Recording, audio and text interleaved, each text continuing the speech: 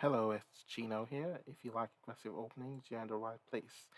Today I want to show you, I want to show you an interesting game in the Scandinavian Gambit.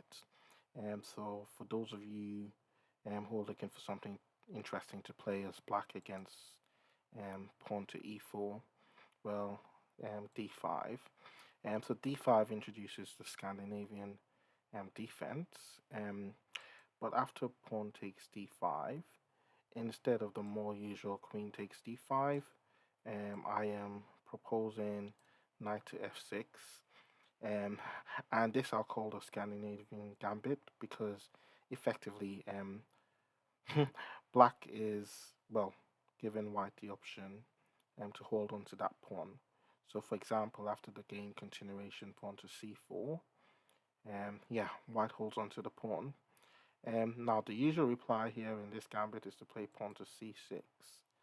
Um, and the point is that after pawn takes c6 and knight takes c6, black has full control of this square on d4. It's going to be very difficult for white to play pawn to d4, and that can be quite important. That can be an important point in the game. Um, just going back one move or two, instead of taking on c6, a key alternative for white here is to play pawn to d4, or even knight to c3 first. Doesn't really matter. And the point of this is that after pawn takes d5 and d4, this transposes to a line in the Caro-Kann defense, the pan of Botvinnik attack, which has a good reputation for white. So I think that's a good alternative for white. Um, yeah, but then going back to the game and position. So yeah, if we just go back to the position after pawn to c4 and c6. In the game, white opted for pawn takes c6, and it's probably the move you'll face in majority of your games if you try this line. Yeah, but as we said, after knight takes c6, d4 is quite weak. In this game, white continued with normal development, and knight to f3, and now pawn to e5 from black. Just taking control in the center. Mind you, this pawn here is controlling d4 one more time, and even has control of this f4 square for what it's worth.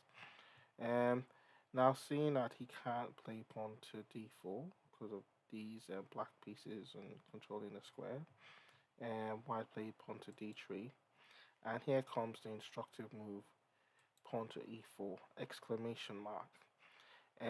Now the point is, if this knight were to move, it'd be a loss of time for white, who's already a little bit behind in development. So if you notice, the two black pieces developed to white's one piece.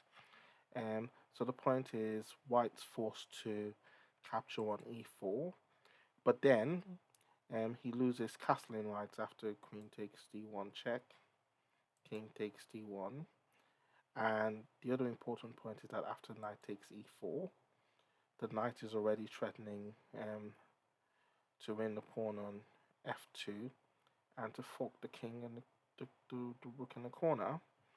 Now the obvious threat for black here is bishop to c5, attacking the f2 pawn. So yeah, so white tried to kill two birds with one stone and develop a bishop to e3. So developing a piece and defending f2 at the same time. Um, but yeah, after bishop to f5, what we see here is black's well ahead in development, ready to castle queenside, with check. So this is a very promising position for black. And now we're following this game between Igor Rausis and Zwardon Vojtech. I think it's how you pronounce the name. And in this position, anticipating castle's queenside with check. Um, Wojciech played king to c1, just coming out the way. But then after castle's queenside, yeah, the challenge here for white is how to develop pieces. Knight c3 would be terrible because after knight takes c3 and pawn takes c3, bishop to a3 would be checkmate. So white wasn't going to do that. Go back a move. So yeah, a move here. A few options here for white. Knight b to d2 would have been a reasonable move. Although black would still have a plus after knight takes d2, and if knight takes d2, and knight to b4 with some strong threats, knight to c2 would be annoying. Just to give an example. So going back to the position after castles and queenside, white opted for bishop to e2. But then here comes an instructive move from black, bishop to c5. Now the point of this move is that after bishop takes c5 and knight takes c5,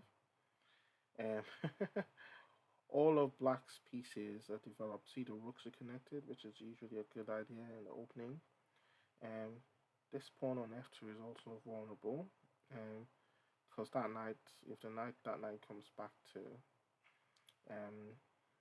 e4, it'll be a bit awkward for white to defend this square. I mean, he'll have to play something ugly like rook to f1, or maybe even knight c3 to d1. But also on this square, as we'll see in the next few moves, this knight also plays an important role on this square, because in some lines, knight to b3 is an option. Okay, carrying on, white played knight to c3, but then came knight to b4, exclamation mark. And yeah, there's already a couple of threats here. If you notice, this rook controls this file, so the king has no squares here. And this square is controlled by that bishop. So, I mean, all that has to happen is for this knight or to deliver a check from b3, and it's checkmate. White didn't click onto this fact and played a big blunder, and knight to h4. But then after knight takes a2 check and rook takes e2, white resigned, and I guess you can see why. Knight to b3 would have been checkmate.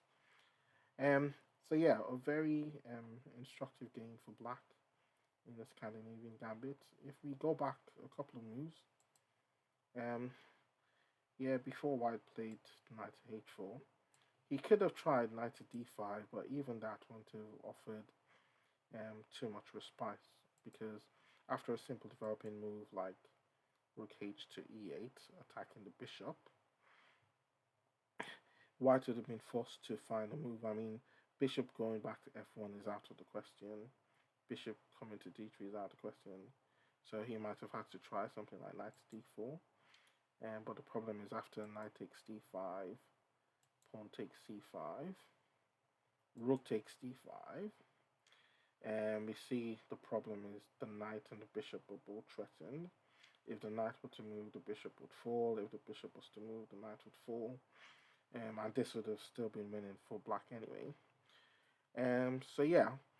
So just a recap. The Scandinavian Gambit, after the moves pawn to e4, d5, pawn takes d5, knight to f6, pawn to c4, allows black to get a promising position after this. Pawn to c6, c6, pawn takes c6, knight takes c6, because black gains control of this d4 square and is able to develop his pieces, to very active squares.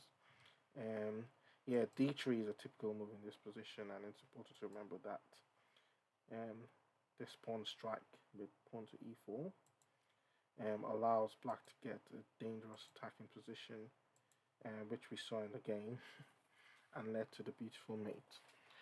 So yeah, I hope you enjoyed this one. Please don't forget to like, subscribe, and share, and hope to see you in the next one.